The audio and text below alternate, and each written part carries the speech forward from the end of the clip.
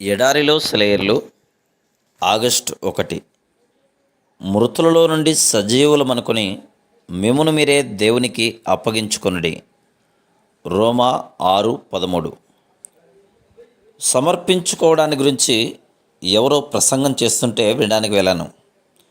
ప్రత్యేకంగా నాకు ఏ సందేశము దొరకలేదు, కానీ ఆ ప్రసంగికుడు ప్రార్థించడానికి మోకాళ్ళుని ఈ మాట అన్నాడు: ప్రభు, మా కోసం చనిపోయిన మనిషిని మేము నమ్మడం సబబే కదా.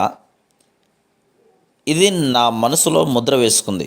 నేను ఇంటికి తిరిగి వెళ్ళిపోతూ దీని గురించి లోతుగా ఆలోచించాను. నా జీవితంలో సమర్పణకి అర్థం ఏమిటి అని మనసులో ధ్యానించాను.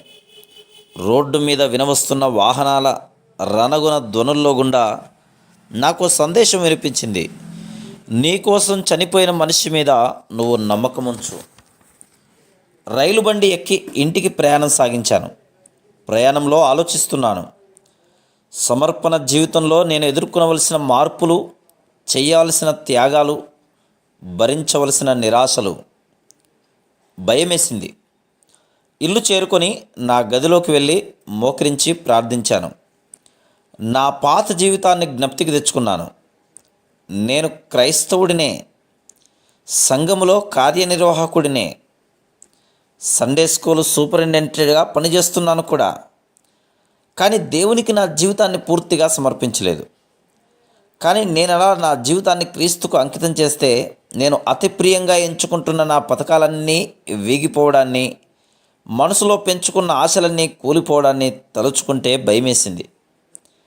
వీటన్నిటికంటే శ్రేష్టమైన విషయాలను దేవుడు నా కోసం సిద్ధం చేసి ఉంచిన సంగతి నా ఊహకి తట్టలేదు.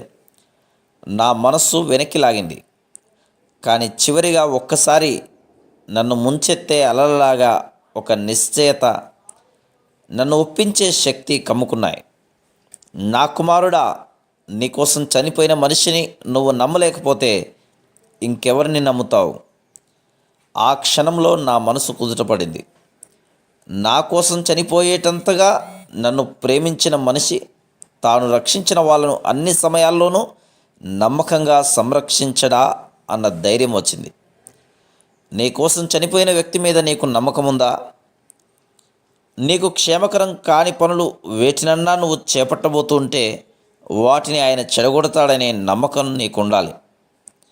నీకు మంచిని, దేవునికి మహిమను తెచ్చిపెట్టే వాటికి ఆయన సహాయం చేస్తాడని నమ్మాలి.